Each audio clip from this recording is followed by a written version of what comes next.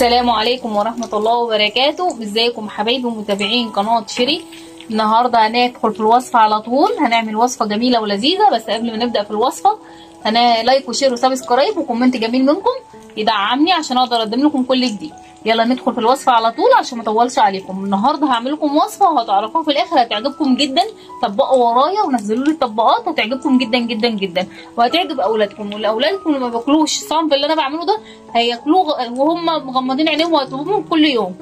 هيقول لك كل يوم يا ماما اعملي ايه. يلا بقى بينا نبدا. انا حطيت هنا معلقتين سمنه بلدي او سمنه نباتيني او دهن او زيت زي ما انت بتحبي. انا حطيت سمنه بلدي لان انا هعمل طاجن وبحب ادعم الطواجن بتاعتي بالسمنه البلدي. خلاص حطيت ونزلت فيها ببصلتين جوانح او بصلتين صغيرين او بصلايه كبيره. خلاص هدبلهم كده في السمنه وهنكمل مع بعض واحنا ماشيين خطوه خطوه اقول لكم تعملوا ايه. طبعا هي اتدبلت معايا حاجه بسيطه خالص. هنزل بمكعب توم من التوم اللي انا مفرزاه معاكم، مكعب واحد اهو. خلاص اهو، شايفين عامل ازاي في الفريزر وما فيهوش اي حاجه ولا لونه غير ولا اي حاجه خالص. ده ليه؟ لان انا حافظه التوم بتاعي، حطاله الماده الحافظه بتاعتي طبيعيه خالص وهو جميل جدا. طيب عبال ما البصله بتاعتي تتكرمل هقول لكم انا هعصق حبه لحمه مش كتير وهرجع لكم تاني. هنا البصل بتاعي يتدبل بس كده مش كتير، انا مش عايزاه يفقد القيمه بتاعته، مش عايزاه متحمر. خلاص هنزل عليه بايه؟ هنزل عليه ب3 جزرات صغيرين مقطعين مربعات، 3 جزرات بس، 3 جزرات مقطعين مكعبات. حاولي شوفي اولادك مش بيحبوا ايه في الخضار وحاولي تحطوها لهم. اي حاجه ولادك مش بيحبوها ممكن تحطيها في الاكل، بتبقى جميله جدا ما تقلقيش. زي ما اتفقنا مع بعض في قناه شيري ان الاكل ملوش قانون، ملوش قاموس يربطه. انت اللي بتطبخي وانت اللي بتفنني وانت اللي بتبدعي وبتطلعي احلى حاجه لاولادك ولبيتك ولكل حبايبك. طبعا انا على عيني التانية بس مش بصور، يعني الكاميرا مش جايباها. انا بعصق حته لحمه صغيره على النار، كلنا شطار وعارفين اللحمه بتتعصق ازاي.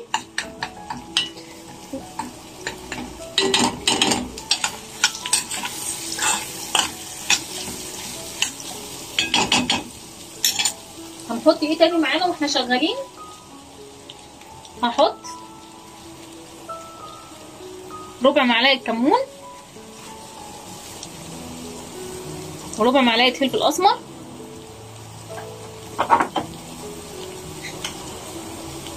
ورشه او يعني حاجه بسيطه كده خالص من بهارات اللحمه.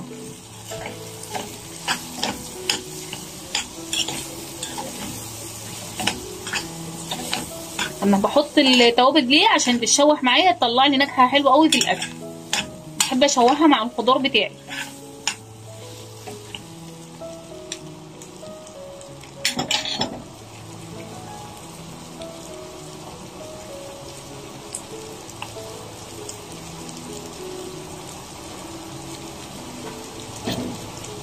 يعتبر الوجبه بتاعتي خلاص، يعني هي خلاص يعتبر خلاص على النهايه. يعني شوفوا اسرع حاجه ممكن تقابليها في حياتك. هحط ايه تاني؟ عندي شويه لوبيا سلقتهم بس سلقاهم كويس جدا، يعني مش نيين، يعني او بمعنى اصح احنا مزوداهم عن اللوبيا اللي احنا بنسويها بنطبخها العادي اللي في الصلصه، سويها عنها شويه. خلاص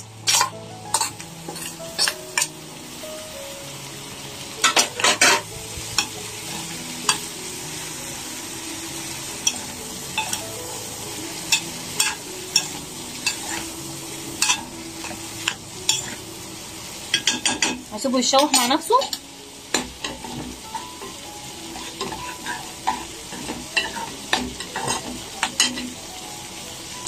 وهي بتتشوح معايا كده هحط ايه؟ هحط معلقتين فلفل مكعبات على حسب، ده سبايسي على حسب ما انت عايزه. وهحط الملح بتاعي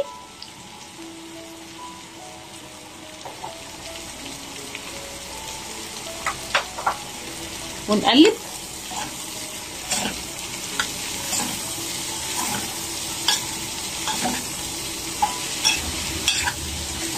مش قادره اقولك ان طاجن اللوبيا ده خلاص هو كده اتعرف هو ايه. هنعمله باللحمه المفرومه. ده اقل كميه لحمه ممكن تكون عندك، لو عندك حته فرخه صغيره، لو عندك كبدايه وقنوصايه، لو عندك حته كبده بلدي، لو عندك حته لحمه مفرومه فايضه من عصاج انت عاملاه، معلقتين عصاج فايضين عنك، ممكن تقدري تعملي الطاجن ده معانا. هيتجمع ما بين الخضار كله، خضار جميل جدا ومفيد، وهيجمع ما بين البروتين، ويبقى كده انت قدرتي تعملي طبخه او حاجه لبيتك موفره جدا من اقل حاجه.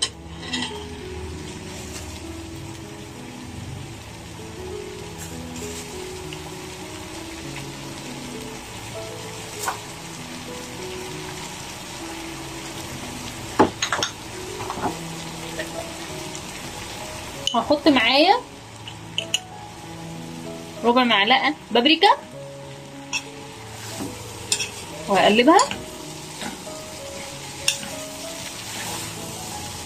البابريكا هنا عشان انا مش عايزه احط طماطم كتير، انا هوريكم انا هحط طماطم قد ايه. الخضار بتاعي كله بيتشوح مع بعضه.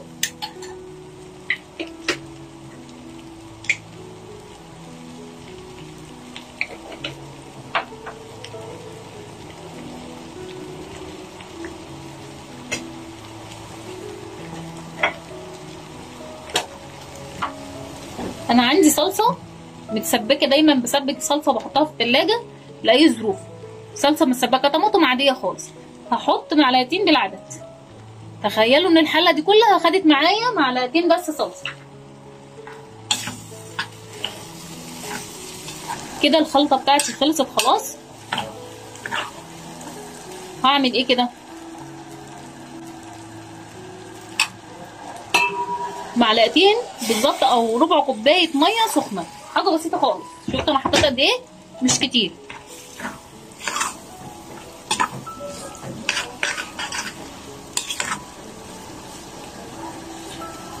صبها بقى في الطاجن واوريكم نكمل ايه. كده الطاجن بتاعي خلص خلاص. هنزل ايه عليه؟ هنزل باللحمه المفرومه عليه. طبعا اللحمه المفرومه زي ما انتم شايفين اهي.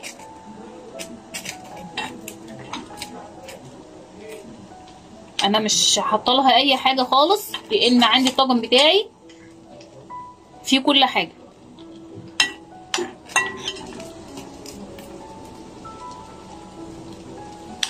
الطاجن بتاعي يعتبر مستوي كله، هياخد 10 دقايق في الفرن وهيطلع على طول.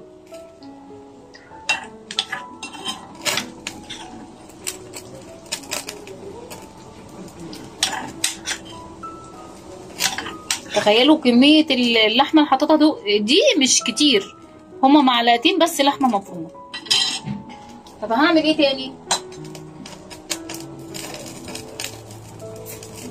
عندي حبة جبنة موتزاريلا مش كتير، ولمجرد ان هي تديني بس ايه وش كده للحاجة، مش كتير.